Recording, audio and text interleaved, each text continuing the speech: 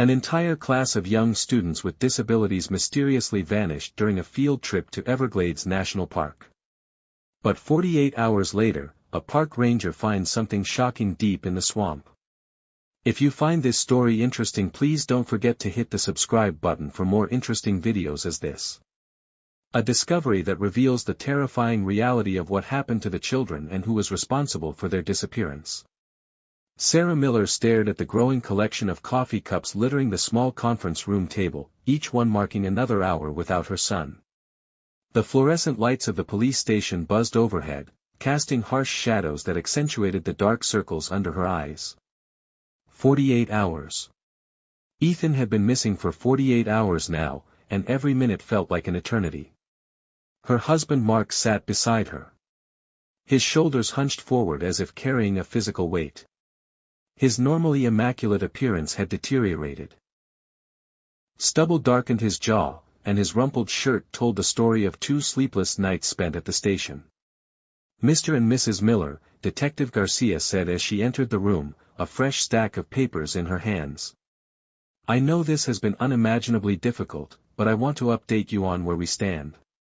Sarah straightened in her chair, desperate for any news about her 10-year-old son. Ethan was special in every way, not just because he was her child, but because he required special care due to his developmental disabilities.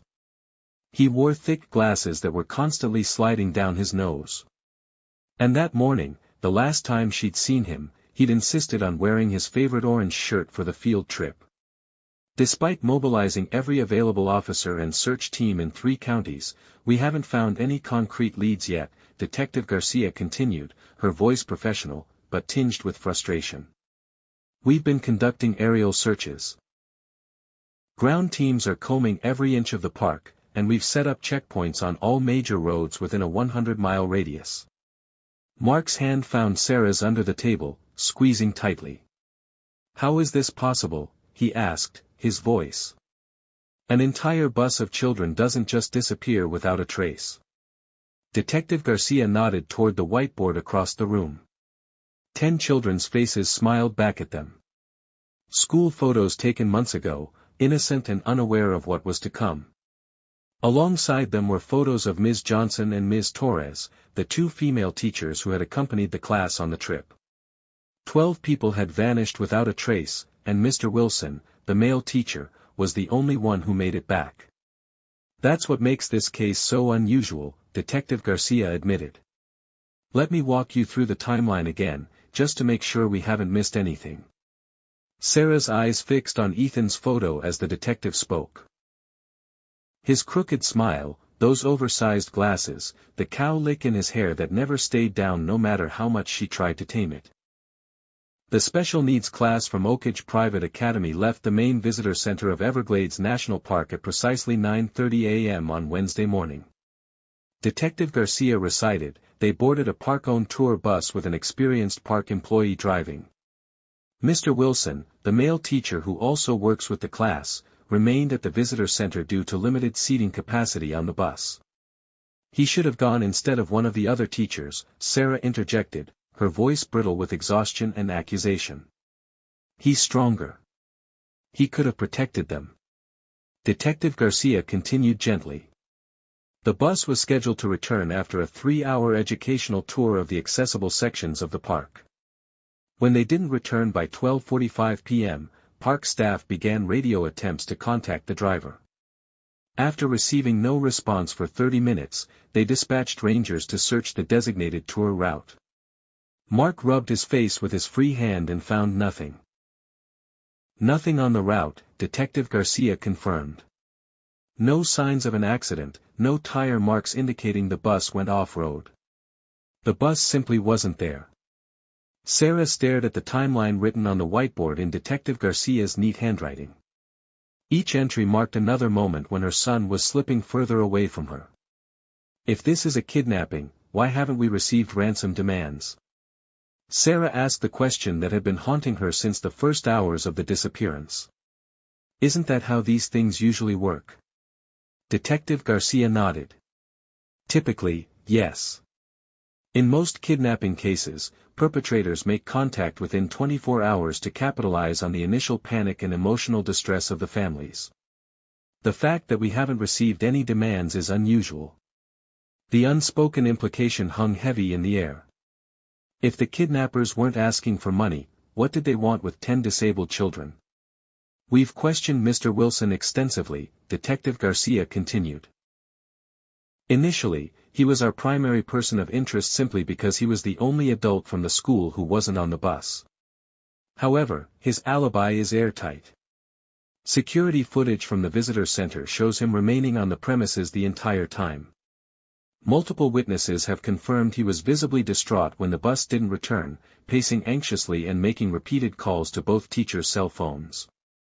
Sarah remembered Mr. Wilson from parent-teacher conferences, a kind man in his 40s who had dedicated his career to special education. The thought that he could be involved had never crossed her mind. "We located the tour bus late last night," Detective Garcia said, her tone shifting. Sarah gasped, hope surging through her exhausted body. "And the children?" Detective Garcia's expression told her everything before the words came. The bus was empty. It had been driven approximately 7 miles off the main tour route and partially concealed in a remote area. "Our forensics team has been processing it since discovery, and so far we found no signs of violence or struggle on board." "What does that mean?" Mark asked. "It suggests the children and teachers may have exited the bus voluntarily," Detective Garcia explained. "Or they were coerced in a way that didn't result in physical resistance. 10 special needs children wouldn't just calmly walk off a bus in the middle of nowhere," Sarah protested. "Ethan gets anxious in unfamiliar places. Several of the children are nonverbal. At least 3 use wheelchairs full-time." Detective Garcia nodded, "which is why we believe multiple perpetrators must be involved. This was a carefully planned operation." She walked to the whiteboard and tapped the driver's photo. The park employee driving the bus, Carlos Mendez, has been with the park service for 12 years with an impeccable record. "We're investigating his background more thoroughly, but at this point, we have to consider the possibility he was either coerced or is involved." "What about connections between the families?" Mark asked. "Could this be targeted at one specific child with the others taken as collateral?" "We've been interviewing all the families extensively," Detective Garcia confirmed. "Looking for any connections, threats, unusual financial activity, anything that might provide a motive. So far, nothing concrete has emerged." Sarah's gaze drifted back to the photos of the children. Each face was familiar to her from school events and playdates at their home.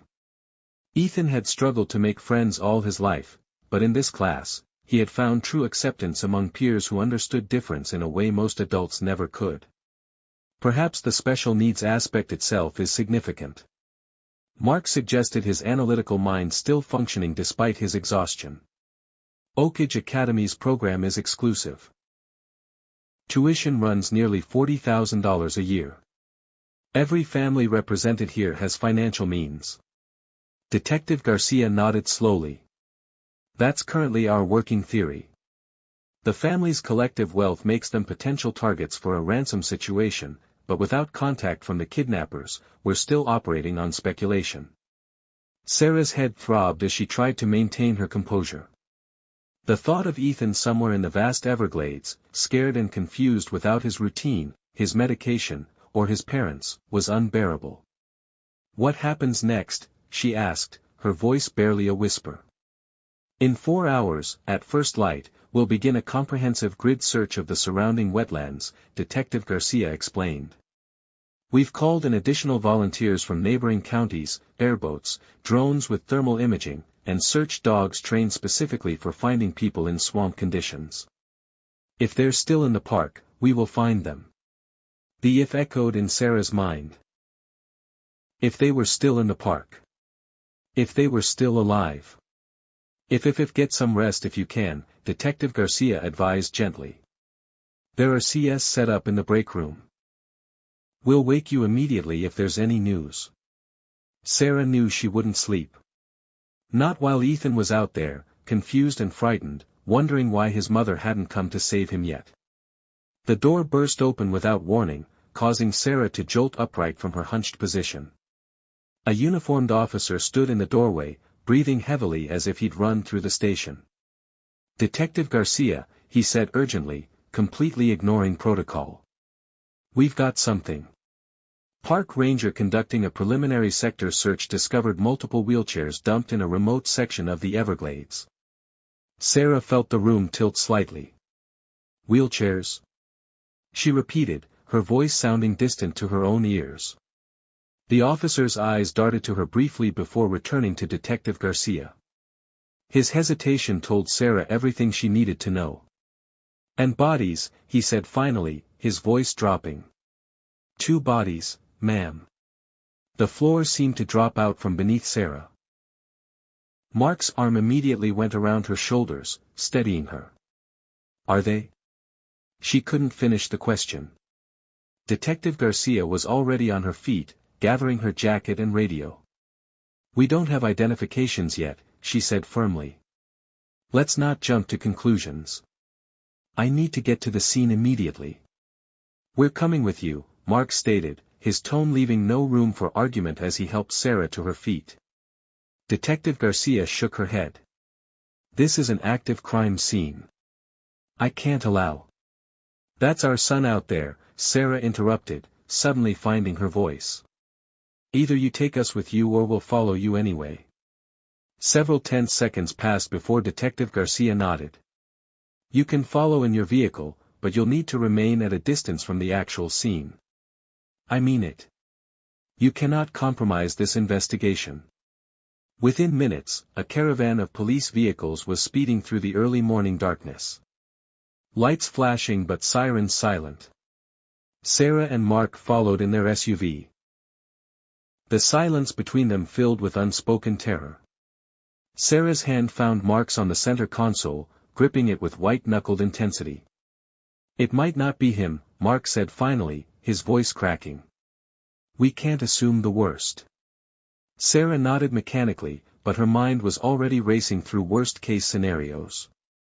Ethan didn't use a wheelchair full-time like some of his classmates, but he sometimes needed one for longer excursions when his balance issues and fatigue became too much. The caravan turned onto an unmarked dirt road that eventually gave way to a crude path barely wide enough for vehicles. Eventually, they reached a point where even the police SUVs could go no further, and they continued on foot. Mark helped Sarah navigate the increasingly muddy terrain as they followed a line of officers through the dense vegetation. The scene unfolded before them as they emerged into a small clearing. Multiple police vehicles had already arrived, their lights casting eerie blue and red patterns across the swamp water. Forensic technicians in white protective suits moved carefully through the area, placing evidence markers and taking photographs. Several uniformed officers maintained a perimeter with yellow crime scene tape, and there, partially submerged in the shallow, murky water, were the wheelchairs. Sarah counted 7 of them, scattered in a rough semicircle. Their colorful frames, pink, blue, green, and purple, stood in stark contrast to the browns and greens of the swamp. Some had clearly been damaged with bent wheels and broken footrests. Detective Garcia intercepted them before they could get closer. "This is as far as you go," she said firmly, placing a hand on Mark's shoulder. Sarah peered past her, scanning the scene desperately. "The bodies?" she asked, her voice barely audible. Detective Garcia's expression softened slightly. "They've already been placed in body bags and are being prepared for transport to the medical examiner's office." Sarah watched as 2 black body bags on stretchers were being carefully carried through the difficult terrain toward the waiting medical examiner's van. One was noticeably smaller than the other. A commotion broke out near the perimeter as another couple pushed past the officers. Sarah recognized them immediately. David and Elizabeth Jacobson, parents of Sophie, a 9-year-old girl with cerebral palsy who was one of Ethan's classmates.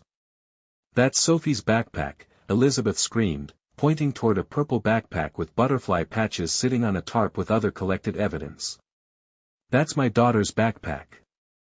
David Jacobson crumpled to his knees in the mud, a primal sound of grief escaping his throat as officers tried to restrain Elizabeth from crossing into the crime scene.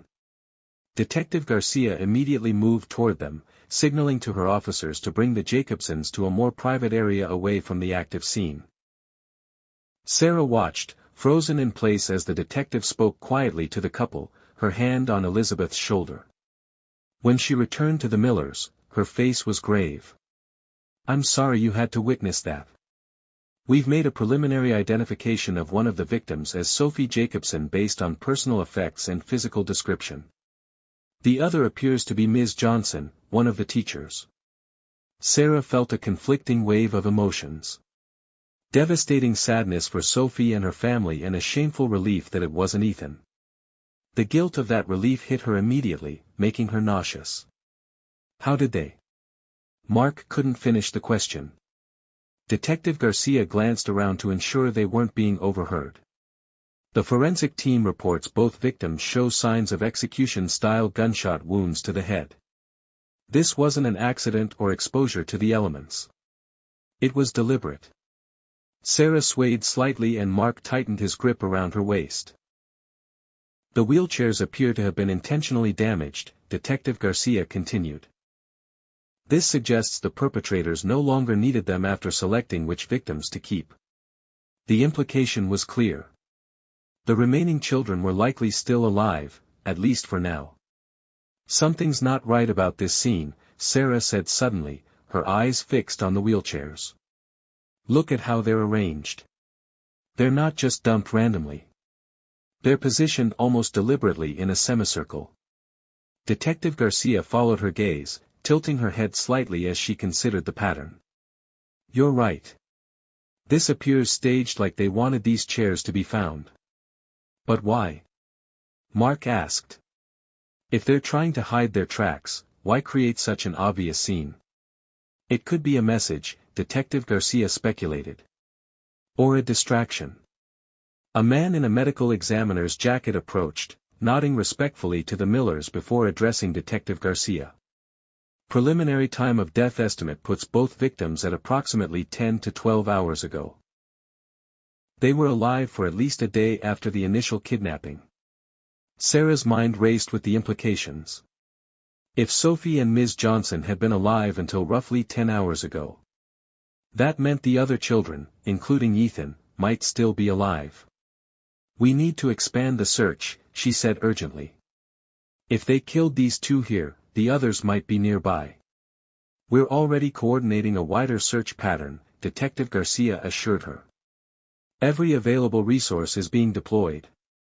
Air support will arrive at daybreak for aerial thermal imaging." Mark pulled Sarah closer as they watched the grim work continue around them. The first faint light of dawn was beginning to illuminate the swamp, revealing the full scope of the crime scene. In the distance, they could hear more vehicles arriving, more officers joining the search. "He's still alive," Sarah whispered more to herself than to Mark. "I would know if he wasn't. I would feel it." Mark nodded, his eyes fixed on the horizon as the sun began to rise over the Everglades, casting long shadows across the water where the empty wheelchairs stood as silent witnesses to unimaginable cruelty. By mid-morning, the remote crime scene had transformed into a circus of activity.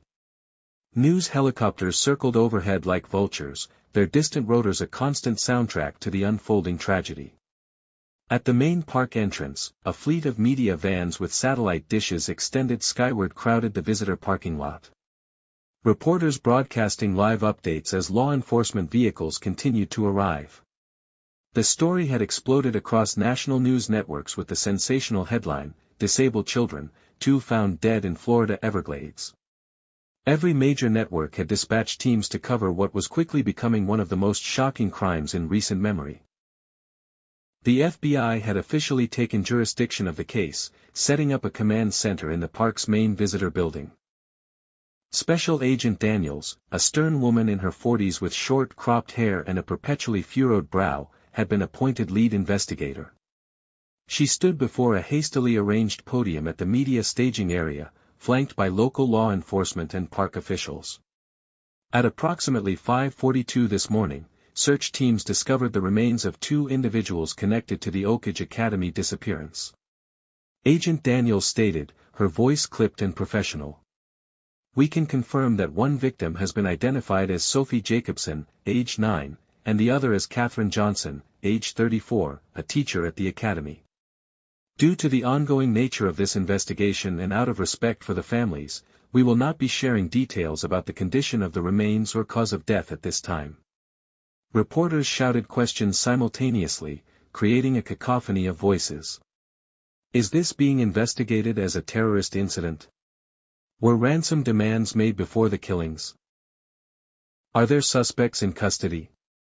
What about the other children? Are they believed to be alive? Agent Daniels raised her hand for silence. We are pursuing multiple leads and utilizing every resource available to locate the remaining children and teacher. We ask anyone with information, no matter how insignificant it might seem, to contact the FBI tip line immediately. We have reason to believe. A police communications officer approached the podium hurriedly, interrupting by handing Agent Daniels a folded note. The agent read it quickly, her expression unchanging, save for a slight tightening around her eyes. This press conference is concluded. We will provide updates as the investigation progresses. Thank you. Ignoring the renewed barrage of questions, Agent Daniels strode quickly back toward the visitor center where the Millers and other parents of the missing children had gathered in a private room, anxiously awaiting news. When Agent Daniels entered, the room fell instantly silent. 8 sets of parents sat in uncomfortable chairs arranged in a loose circle, some holding hands, others sitting in isolated bubbles of grief. The Jacobsons were noticeably absent, having been taken to a separate location to formally identify their daughter and begin the devastating process of making arrangements. We've received a ransom demand, Agent Daniels announced without preamble. Her direct approach a stark contrast to Detective Garcia's more empathetic style. A collective gasp rippled through the room. The demand came via email approximately 15 minutes ago sent to the school administrator's official address. Agent Daniels continued, the message demands $2 million in cash within 24 hours for the safe return of the remaining children and Ms. Reyes. Let me see it, demanded James Whitaker, father of twins Ryan and Tyler, both missing. A successful investment banker, he had been increasingly combative with authorities as the hours passed without progress. Agent Daniels hesitated, then turned a tablet to face the parents. The email was displayed on screen, its clinical language at odds with the horror it contained. We have your children. Sophie Jacobson and Katherine Johnson were eliminated to demonstrate our resolve. The remaining hostages will be released upon receipt of $2 million US in unmarked bills. You have 24 hours. Further instructions will follow confirmation of your agreement to these terms. Each 12-hour period without compliance will result in another elimination. The wealthy families of Oak Ridge Academy can certainly afford this small price for their children's lives. Below the text was a photo showing the 8 remaining children and Ms. Reyes huddled together in what appeared to be a dimly lit room with concrete walls. They were sitting on the floor, some leaning against each other for support. Though the image was slightly blurry, Sarah immediately spotted Ethan in his orange shirt, his glasses missing and his face tear-streaked but undeniably alive. Ethan, she whispered, reaching toward the screen before pulling her hand back. He looked terrified, but physically unharmed from what she could tell. The timing of this demand is significant, Agent Daniels said. It came immediately after news of the discovered bodies reached the media. The perpetrators were clearly waiting for public confirmation of the killings to maximize the psychological impact of their demand. Do they think we won't pay? Rebecca Chin asked incredulously. Her daughter Lily, who had Down syndrome, was barely visible in the corner of the ransom photo. I'll sell my house today if I have to. The email also contained an appendix with specific information about each family's financial status. Agent Daniels continued, stock portfolios, real estate holdings, business valuations, details that aren't readily available through simple internet searches. This suggests inside knowledge or extensive research. Several parents immediately volunteered to contribute their portion of the ransom. The Whitakers offered to cover half the amount themselves. Others began making calls to banks and financial advisors desperate to liquidate assets immediately. Agent Daniels raised her hand for silence. I need to be clear about the FBI's position here. We have a strict policy against ransom payments in kidnapping cases. That's your child in that photo. James Whitaker snapped, pointing at Sarah and Mark. What's your policy on that? Mr. Whitaker, I understand your frustration, Agent Daniels replied evenly.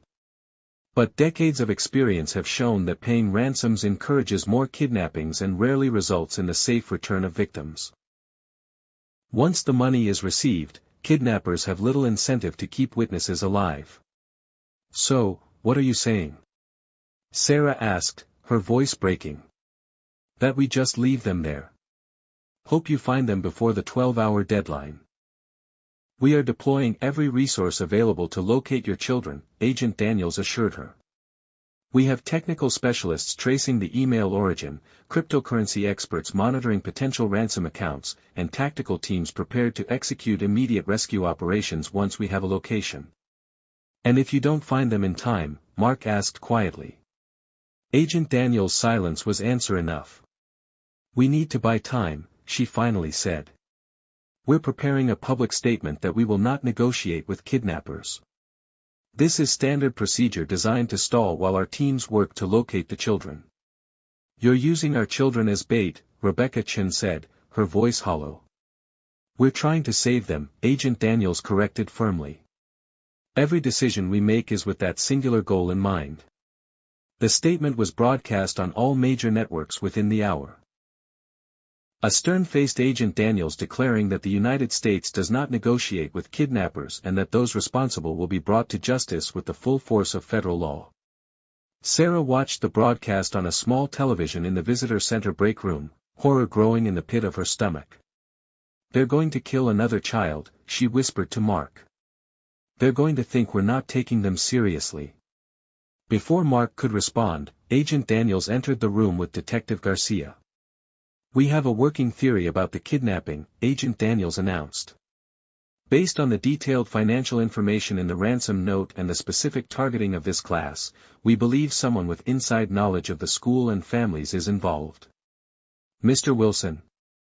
Sarah asked, thinking of the male teacher who had stayed behind. Detective Garcia shook her head.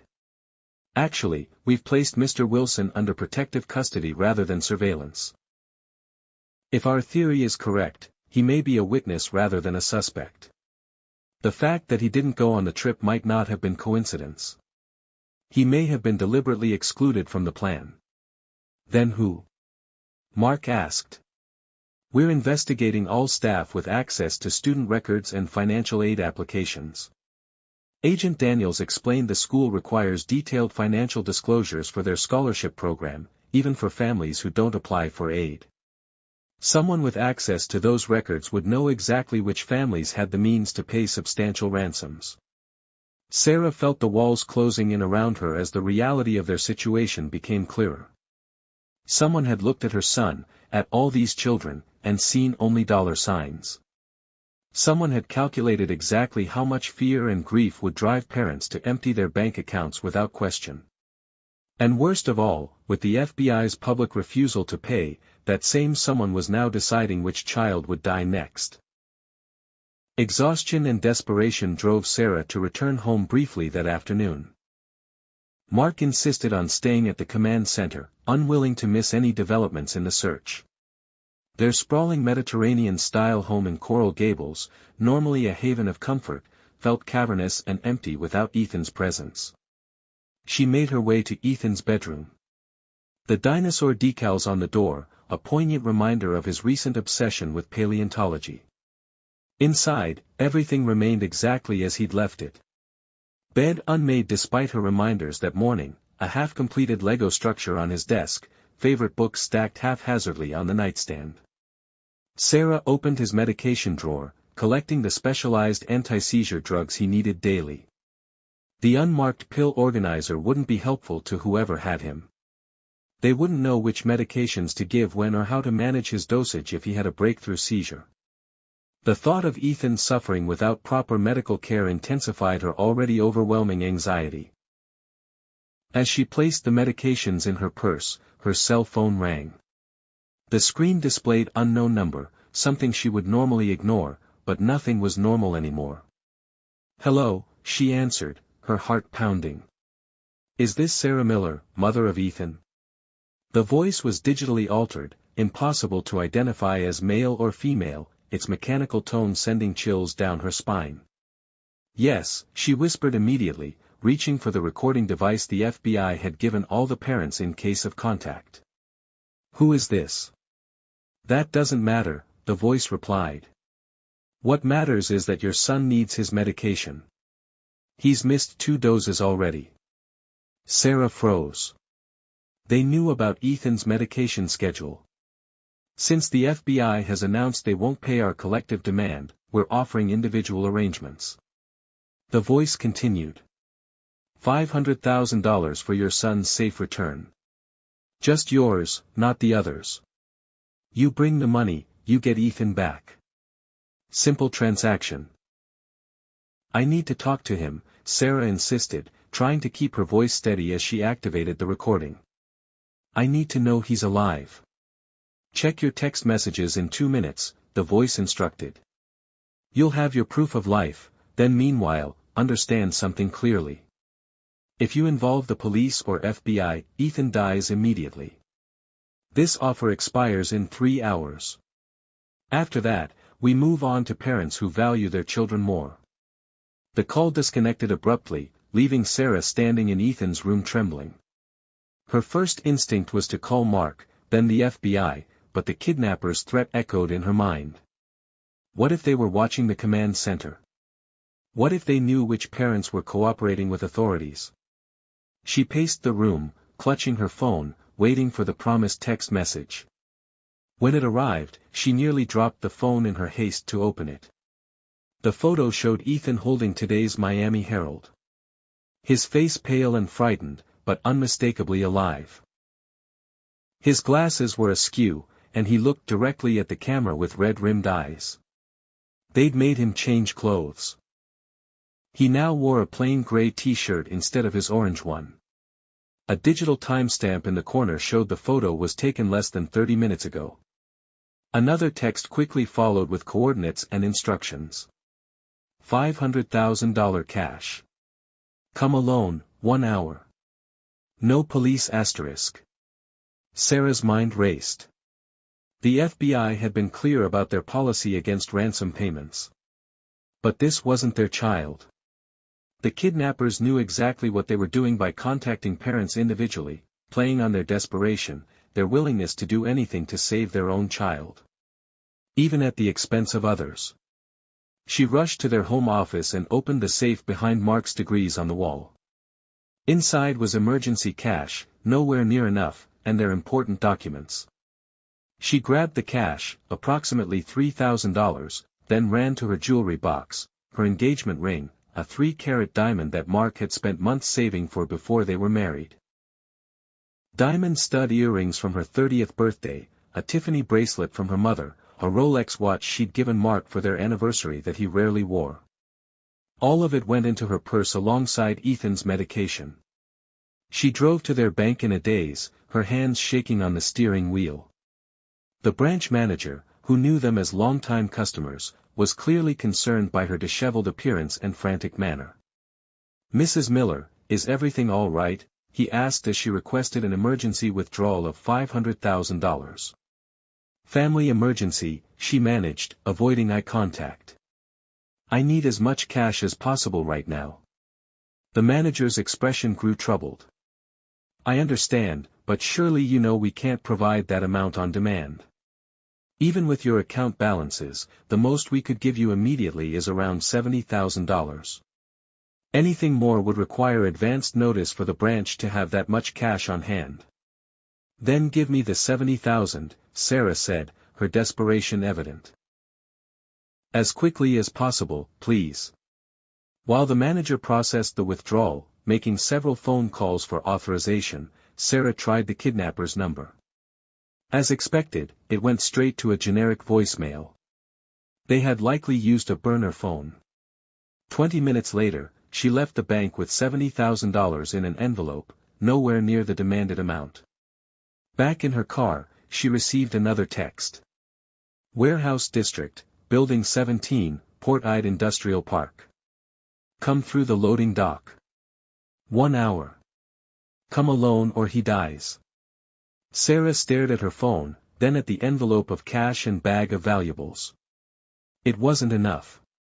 Not nearly enough, but she had to try. Returning home, she scribbled a vague note for Mark. Following a lead about Ethan, someone in the neighborhood mentioned seeing something strange yesterday. We'll call soon. Love you. It was a poor lie, but she couldn't risk telling him the truth and having him contact the FBI. She hesitated at their bedroom door, then entered and went directly to Mark's nightstand. The gun was there, a 9mm Glock they'd purchased for home protection years ago. Sarah had initially objected, but Mark had insisted they both learn to use it properly. Now, she checked that it was loaded before placing it in her purse. With the cash, jewelry, and gun secured, Sarah got back in her car and entered the coordinates into her GPS. The location was an abandoned industrial area near the port about 40 minutes from their home. As she drove, she kept checking her mirrors, paranoid about being followed by either the kidnappers or the FBI. The rational part of her mind screamed that this was a trap, that she was throwing away any chance of the authorities finding Ethan, that even if she handed over the money, the kidnappers had no reason to release him and every reason to eliminate a witness. But rationality had no place in a mother's desperation to save her child. The Portside Industrial Park had clearly seen better days. Most of the warehouses stood abandoned, their windows boarded up or broken, graffiti marking their weathered exteriors. Building 17 sat at the far end of a cracked concrete lot, partially hidden behind overgrown vegetation that had reclaimed much of the property. Sarah parked her SUV behind the building as instructed, away from the street and any potential witnesses. The area was eerily silent except for distant port machinery and the occasional seagull. The loading dock door was partially open, raised about 3 feet from the ground, just enough for a person to duck under. She clutched her purse containing the money, jewelry, and gun, taking a deep breath before approaching the entrance. The rational part of her mind continued to scream warnings, but the image of Ethan holding today's newspaper pushed her forward. Ducking under the door, Sarah entered the cavernous warehouse interior. Most of the windows were boarded up, allowing only thin shafts of afternoon sunlight to penetrate the gloom. The space smelled of rust, mildew, and something chemical she couldn't identify. Her footsteps echoed on the concrete floor, announcing her presence to whoever waited in the shadows. "Hello," she called, her voice betraying her fear. "I'm here about my son." "Stop right there," a male voice commanded from the darkness. "Put the bag on the floor and step back 6 feet," Sarah complied, carefully, placing her purse on the ground and backing away. Her heart hammered so loudly she was certain they could hear it. 2 figures emerged from the shadows, both men wearing ski masks. The taller one carried a handgun casually at his side, his posture suggesting military or law enforcement training. He had a distinctive scar visible just below his mask crossing from his jaw to his neck. The shorter man approached the bag cautiously, keeping his own weapon trained on Sarah. "Where's my son?" Sarah demanded, fighting to keep her voice steady. The shorter man ignored her, kneeling to examine the contents of her purse. He removed the envelope of cash first, counting it quickly before scowling. 70 grand, he said incredulously, looking up at Sarah. "We asked for 500,000. I brought jewelry, too," Sarah said quickly. "Designer pieces, diamonds. They're worth more than the difference. I couldn't get more cash on such short notice." The man pulled out the jewelry, examining each piece with apparent expertise. "Maybe 200,000 total with the cash," he concluded, looking toward his partner. "Not what we agreed on. Where is my son?" Sarah repeated more forcefully this time. The taller man made a gesture with his hand, and a door at the far end of the warehouse opened. A third man appeared, roughly pushing a wheelchair forward. In it sat Ethan, his small frame dwarfed by the adult-sized chair that was clearly not his own. His wrists were bound to the armrests with zip ties and tape covered his mouth, but his eyes widened at the sight of his mother. Ethan. Sarah instinctively moved toward him, but the taller kidnapper raised his gun, stopping her in her tracks. "This isn't how we're doing this," he said, his voice unnervingly calm. "The arrangement was 500,000 for the kid. This isn't 500,000. I'll get the rest," Sarah promised desperately. "I just need more time. Please look at him. He needs his medication. There's a prescription in my purse. He'll have seizures without it." The three men conferred briefly in hushed tones, occasionally glancing at Sarah and Ethan. The shorter man gestured angrily at the bag of money and jewelry, while the taller one seemed to be considering options. The third man, who had brought Ethan, kept looking toward the loading dock door nervously. Finally, the taller man approached Sarah, even with the mask obscuring his features. His cold calculation was evident in his posture. "We have a problem," he said matter-of-factly. "You've seen our faces. Well, enough of them anyway. The original plan was to release the kid and disappear before you could alert authorities. But with insufficient payment, we need additional leverage to ensure the rest of the money comes through." Sarah's blood ran cold as she realized what he was implying. "Take me instead," she blurted out. "Let Ethan go with his medication and I'll stay as your hostage until my husband brings the rest of the money." The leader tilted his head, considering that's actually not a bad alternative. "Your husband will certainly pay to get both of you back." He turned to the third man. "Get the kid back in the van.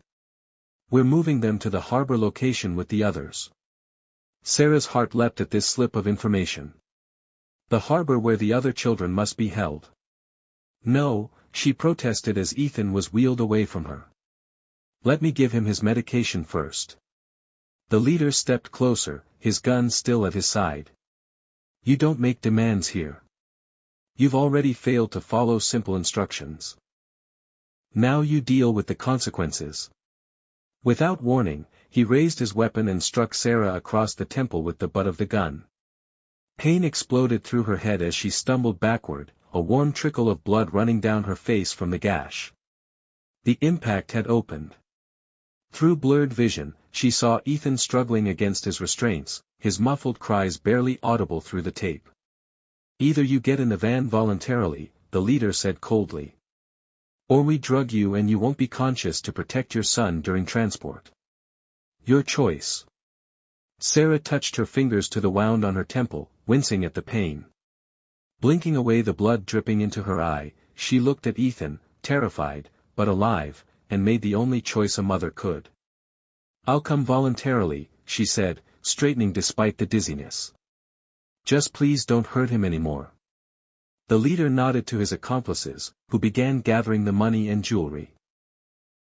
As they prepared to move toward what appeared to be a panel van parked deeper in the warehouse, Sarah fought to stay alert despite the throbbing pain in her head.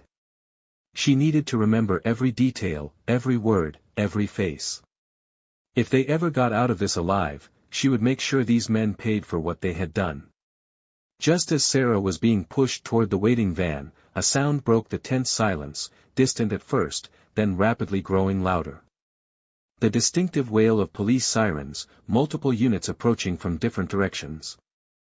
Simultaneously, the rhythmic whump-whump of helicopter rotors became audible overhead, and flashing blue and red lights began to strobe through the broken windows of the warehouse. "What the hell?" The shorter kidnapper rushed to a window, peering through a gap in the boards. "Cops everywhere. Full tactical response. You brought them." The leader whirled on Sarah, raising his gun toward her face. "You stupid, you were wired." "No," Sarah protested genuinely. "I came alone just like you said." The third man abandoned Ethan's wheelchair, drawing his own weapon. We need to move now. Take the back exit to the secondary vehicle. In the chaos that followed, Sarah's maternal instinct overrode all fear. As the kidnappers shouted accusations at each other and frantically gathered their equipment, she lunged toward Ethan, desperate to reach her son before the inevitable gunfire began. The scarred leader noticed her movement and swung around, firing a shot that missed her by inches. The bullet striking a concrete pillar and sending fragments flying. Sarah didn't slow, reaching Ethan's wheelchair and frantically pulling at the zip ties binding his wrists. "Run!" she screamed at him as she freed one hand, tearing the tape from his mouth with her other hand. "Find something to hide behind." The sound of glass breaking and metal doors being forced open echoed through the warehouse as tactical teams began their entry. Sarah grabbed Ethan from the wheelchair, half carrying him toward a stack of wooden crates that might provide some cover from the coming firefight. The scarred leader appeared suddenly before them, his face contorted with rage. "You don't get to leave," he snarled, raising his weapon. Sarah instinctively turned, shielding Ethan with her body as the gun fired. The impact hit her like a sledgehammer, a white-hot bolt of pain tearing through her upper back and shoulder. The force knocked her forward, but somehow she maintained her grip on Ethan, stumbling the final few steps behind the crates before collapsing. "Mom!" Ethan's terrified voice seemed to come from far away as Sarah fought to remain conscious. She could feel warm blood soaking the back of her shirt, the pain radiating outward from the wound. "Stay down," she whispered, pushing Ethan lower behind the crates as gunfire erupted throughout the warehouse. The tactical team had made entry from multiple points and the kidnappers were returning fire. Through increasingly blurry vision, Sarah saw the scarred leader backing toward their position, firing repeatedly at the advancing officers. SWAT team members in full tactical gear were moving methodically through the warehouse, their weapons trained on the kidnappers. One officer fell as a bullet found a gap in his body armor, but his teammates continued their advance, returning fire with precision. The scarred leader took multiple hits to his chest and abdomen. The impacts driving him backward until he collapsed just feet from where Sarah and Ethan hid. The shorter kidnapper dropped his weapon, raising his hands in surrender, while the third man attempted to reach the back exit before being tackled by two officers who crashed through a side door. As the gunfire subsided, Sarah heard a familiar voice calling her name. Mark's voice, frantic and desperate, shouting for her and Ethan. "Here," she tried to call back, but her voice emerged as barely a whisper. The blood loss was making her lightheaded. Her extremities tingling with numbness. "Daddy!" Ethan screamed, his voice carrying where hers couldn't. "We're over here. Mom's hurt." Mark appeared seconds later, escorted by an officer in tactical gear. His face went pale at the sight of Sarah's blood-soaked clothing. "The bank called me," he explained as he knelt beside her, applying pressure to her wound while shouting for a medic.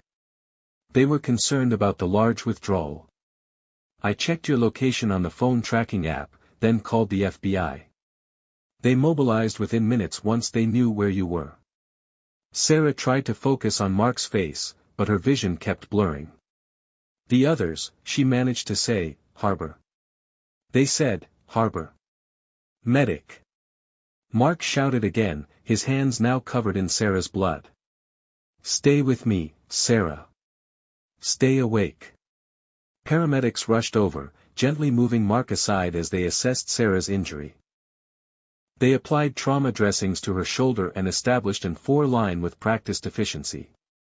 "Gunshot wound to the upper back through and through," one paramedic reported into his radio.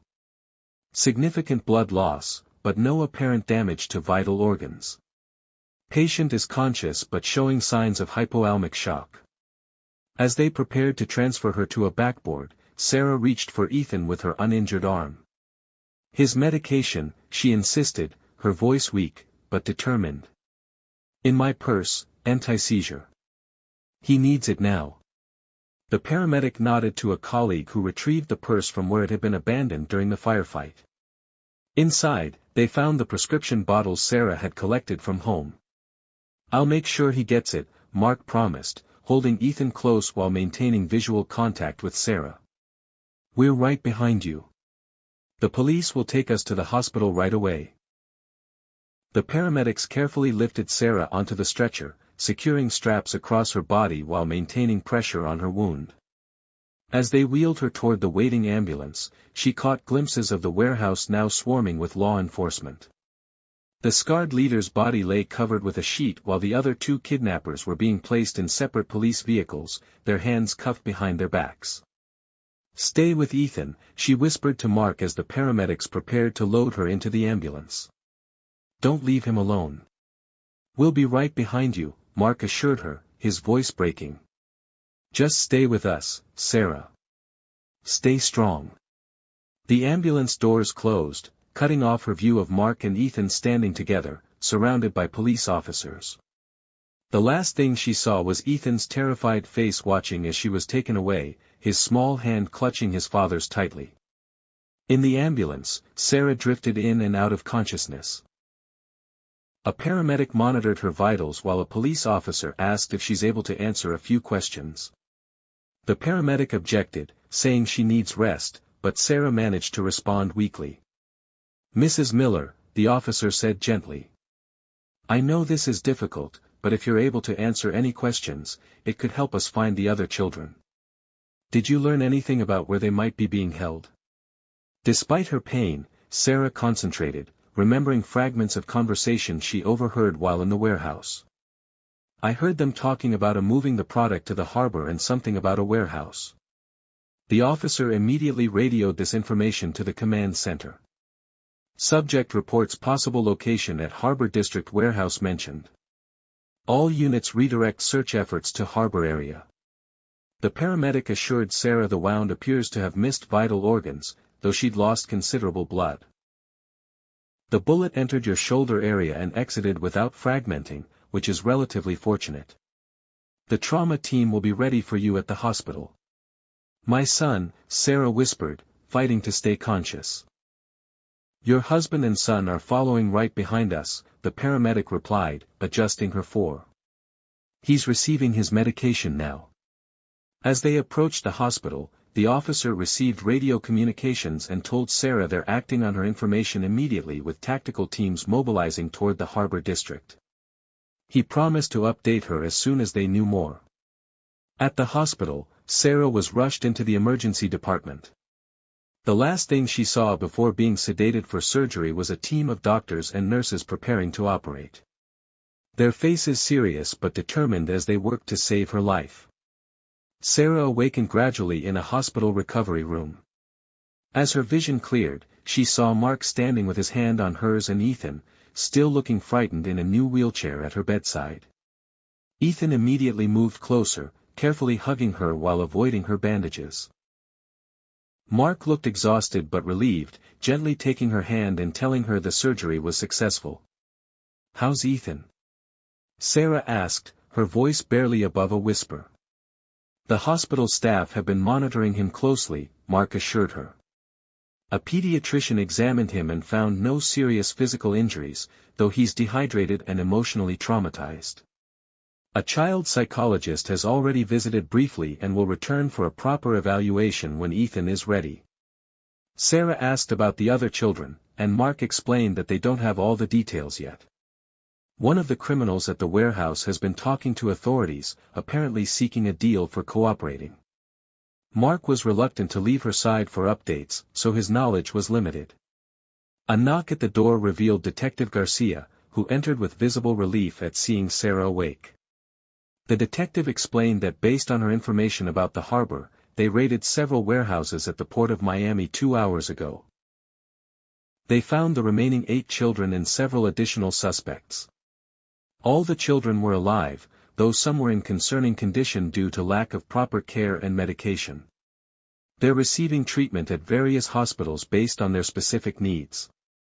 The most shocking development, Detective Garcia continued, is that among the arrested suspects was Ms. Torres, the other female teacher from the class. She wasn't a victim, but an accomplice. Sarah was stunned. "That's impossible. She's been teaching at the school for years." According to preliminary interrogations of the other suspects, Miss Torres had accumulated substantial gambling debts with dangerous people. Detective Garcia explained. She provided inside information about the wealthy families and helped plan the entire kidnapping, including selecting the specific field trip date and location. The plan had been to collect individual ransoms from multiple families, killing children selectively to motivate payment while keeping others as leverage. Mr. Wilson, the male teacher who stayed behind, was completely uninvolved and devastated by his colleague's betrayal. Ms. Torres showed no signs of regret during questioning. Detective Garcia added, "We'll be investigating with the school how they hired someone like her and how they didn't notice earlier that something was wrong with her or in her records." As Detective Garcia finished explaining, Ethan curled closer to his mother. Sarah held him protectively, knowing they faced a long recovery process. Though traumatized and wounded, she felt profound relief that her son was alive. Looking at her family, Sarah acknowledged they'll never fully return to normal after this ordeal. The trauma will persist. Trust in others will be difficult to rebuild, and the grief for those who didn't survive will linger. But for now, she focused on the present moment. Her son was safe in her arms. Her husband stood guard beside them, and they had survived.